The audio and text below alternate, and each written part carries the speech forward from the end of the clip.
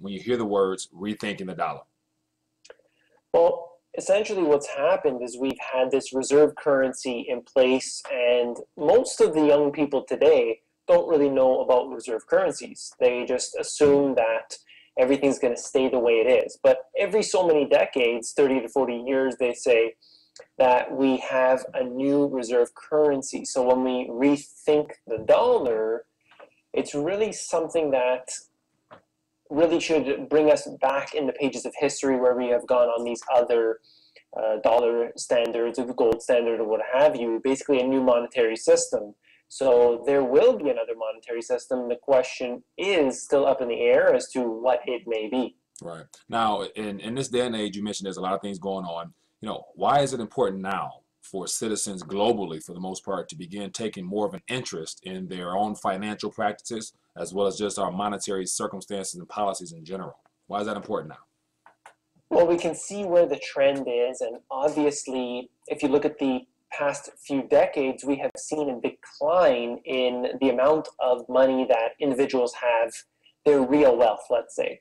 This has been declining. We used to have this situation where one person in the household working was enough to afford, a few kids, the two cars, and the whole house and all that. And now today, that simply just doesn't happen very often. So this is the situation that we're in, and it is really a global phenomenon, really, that has been taking place, and we can foresee this to get worse in the future. Since the financial crisis, everything has been exacerbated, and I suspect that it will continue. Right. Now, as far as the fact that there's a lot going on and the mainstream media doesn't do a good job of reporting on the actual truth outside of the country, nevertheless, inside the country.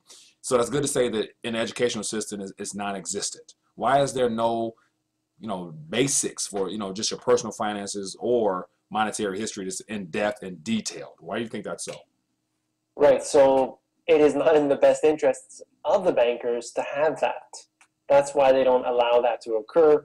The education system, if anyone's ever read The Deliberate Dumbing Down of America by Charlotte Thompson Iserby, that's an incredible book and breaks it all down for you. But essentially what we have is a situation that the elite are in control, and they want to maintain that control. In order to do that, they have to keep the education system based around things that don't really matter so much, keep the focus very limited, and do not encourage critical thinking. If you had all your finances in order and everything was all set, then you really wouldn't have a need for big government. But as we can see, no matter whether it's a Republican or a Democrat or what have you, everything continues to get worse. Right. I think you hit it right on the nail when you said critical thinking. There's, everything is everything. If everything you use is smart, smartphone, smart TV, smart this, which basically says you don't have to use your own brain, which means you can turn it off at times, which means you're not in a state of mind to be able to critically think or to really analyze or question or things like that. So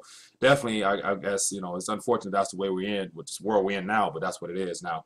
If you were given a chance to give the Dave Quintieri State of the Economy address, what would it entail and why? Well, the fact is that people need to get a handle on everything that's going on in their lives. So that would be obviously of most importance.